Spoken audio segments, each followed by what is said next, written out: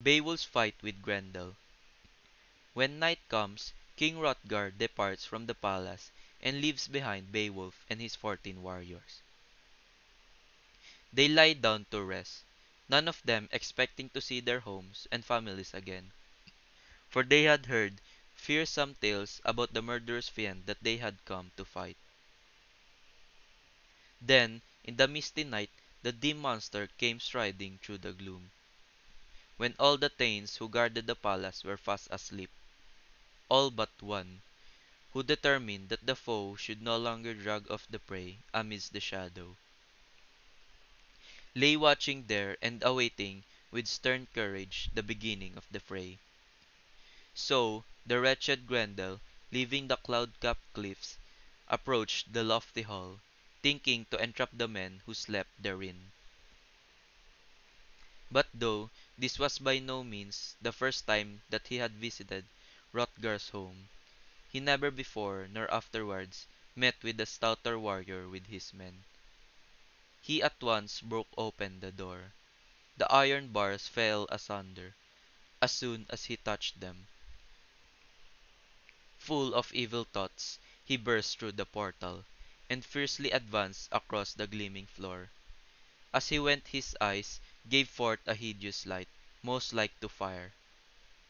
And when he saw how the throng of kinsmen was slumbering peacefully together, his mind exulted, for he intended ere daylight came to rob them of their lives. The horrid monster thought that he would soon enjoy a bounteous feast, but their time had not yet come, nor indeed was he ever again after that night to eat of human. Meanwhile, Beowulf was watching him stealthily, to see how he would begin the treacherous attack, nor did the giant delay, but quickly seized at the first sleeping warrior, whom he tore asunder, and swallowed great morsels whole. Then he stepped nearer, and attempted to seize Beowulf as he lay on the bench, but the hero, supporting himself on his arm, suddenly grasped the evil one, and Grendel knew at once that he had never met on earth with a mightier grip than this. He was filled with terror, but could not escape. He felt that death was on him, and was eager to flee into the darkness, to mingle in the tumult of evil spirit.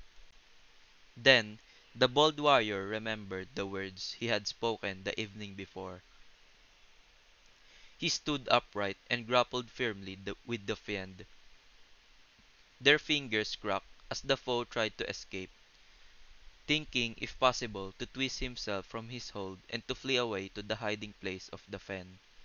But it was all in vain, and he knew too well that this was an unlucky journey he had made to Heorot. So great was the din of the fight that the hall shook with it, and all the Danes, listening in the distance, were filled with terror at the sound. Indeed, it was a great wonder that the palace did not give way in the strife, and if it had not been so firmly and skilfully united with strong bands of iron, it would have fallen to the ground.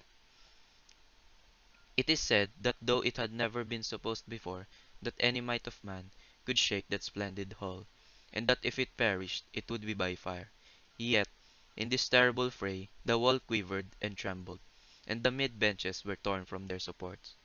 Louder and louder grew the tumult, and a great fear fell on those who were hearkening, when they heard the horrible war whoop of the wounded monster.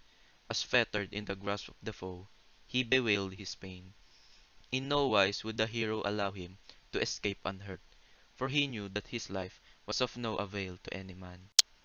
Then Beowulf's men, thinking to protect their lord, drew out their Then Beowulf's men, thinking to protect their lord, drew out their ancient swords, for these brave comrades did not know that the best steel on earth was powerless to pierce the hide of the enemy.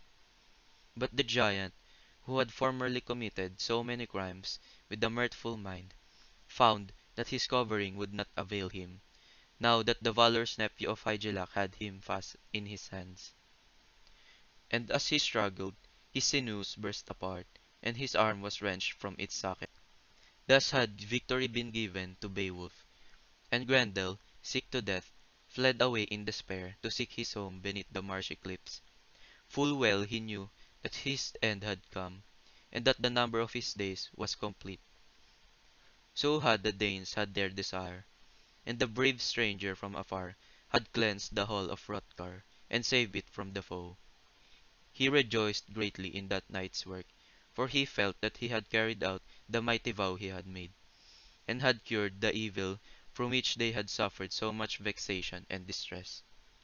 And in token of his victory, he took the hand and arm that were torn from Grendel in his fight and hung them upon the rafter beneath the spacious roof, that all men might gaze upon them there as a proof of his victory. In appreciation of Beowulf's feat, King Hrothgar bestows on Beowulf a gold-adorned helmet and 8 horses. In appreciation of Beowulf's feat, King Hrothgar bestows on Beowulf a gold-adorned helmet and 8 horses, and upon each of Beowulf's follower a valuable sword. But the fight is not yet over, for Grendel's mother, even more fearsome than Beowulf's, planned to take revenge.